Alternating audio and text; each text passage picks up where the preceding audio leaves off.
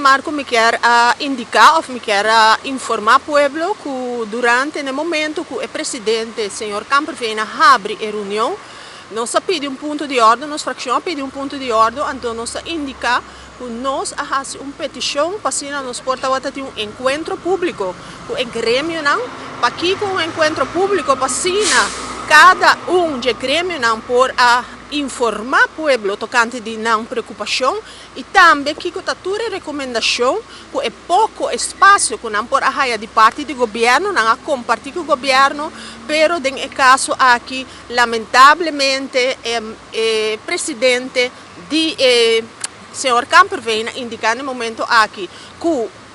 ainda nós lo sinta em contexto caminha que tem a conotação será, pero ela garantiza e ela permitir. Pensei também me fazer uma pergunta depois que garantia nós como parlamento temos verdadeiramente um encontro público o que da chamar, porque na final do dia, Marco, está sumamente importante para o povo estar na altura que cultura essa que vai significar para o país Aruba, que na final do dia, tanto comércio e tanto consumidor, lo vai sofrer grandemente com a decisão que se você escuta a declaração não que da acaba do ministro de Finanças, senhora Maduro, e acaba está seguro que a lei aqui lo passa, cueste lo que cueste.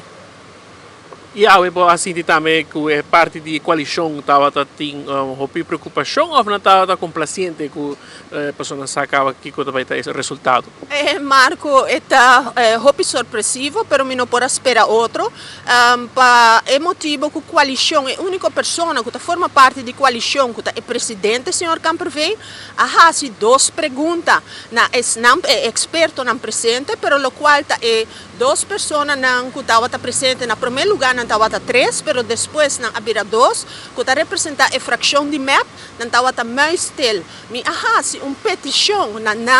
uma petição mais amável e mais profunda, que tem caráter de não como parlamentário, para analisar detalhadamente o que a lei aqui significa para o país Aruba e para não votar no bem-estar general de todos que vivem aqui na Aruba e mais ainda também, tendo na conta o impacto que isso aqui vai ter também sobre turismo e você, Marco, o turismo está nos pilar econômico e caminha com isso aqui lo traz efeito negativo, tanto direto como indireto. Aqui